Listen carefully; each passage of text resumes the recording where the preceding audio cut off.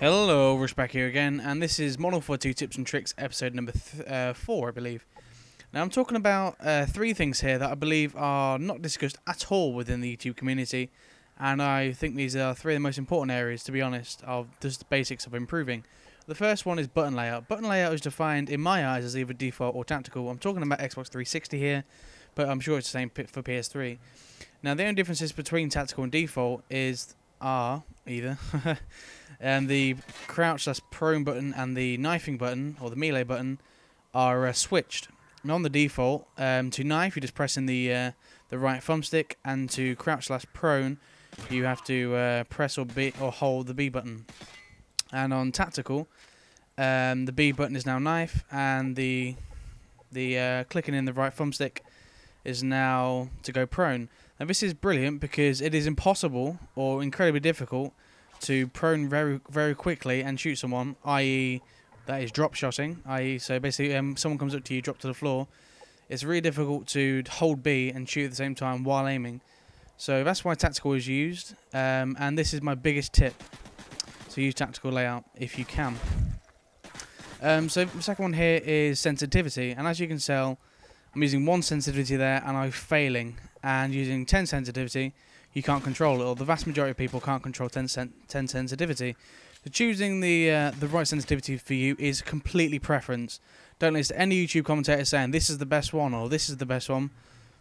It's completely what you can control. So for example, I'm going to use 5 here just as a test, and as you can see it's still a bit too fast. I'm moving around a little bit too quickly, and it's just choosing the right sensitivity for you. So I like to use 3 because it gives the perfect balance, because the higher sensitivity you go, the harder it is to control, but the harder it is to remove it. So he's going to, as you can tell, he's trying to run around me, and I can still stay within his aim. So 3 for me, if you're going to go off any bases, start with 3, because I think that works the best, because you can move around pretty freely if someone's trying to run behind you, and you can still get amazing accuracy by having the lower sensitivity. Right, the third one here is brightness, and no one seems to talk about this, but most people seem to have a really dark brightness, like I just showed there.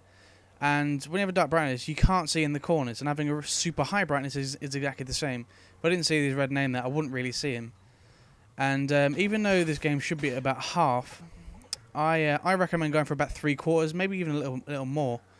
Having it around there, for me, is what I have it at. Most people have it at that, just because all the black corners that are supposed to be really dark, you should be able to see them. So I'll use a second example here, with the brightness below half, and if his name tag didn't come up there, I wouldn't have seen him. So I recommend just sticking it up to about 3/4, and all the dark areas, so as you can see on the right hand side it says not visible, you want to be able to see that. So for example, it's a really dark area under there and I can clearly see him. So all the really black areas that you wouldn't normally be able to see, you can actually still see. So these are just 3 quick tips on just how to, I don't know, just to help you guys out, because these tips can vastly improve your game without really doing anything. Sensitivity is definitely one of the big ones, because a lot of people like to use really high sensitivities but can't control it, and people like to use really low sensitivities but then you can't turn around. So if I was you, I'd start at 2 sensitivity and work your way up and see what you can control. If you can't control it, just stop. I'm a half decent player, I know how to play this game, and I only use a 3 sensitivity. But I'm going to do a sniping tips and tricks soon, and I will explain why you need a high sensitivity for certain types of sniping. So comment, rate and subscribe to my video, guys, and I'll see you next video. Alright, peace.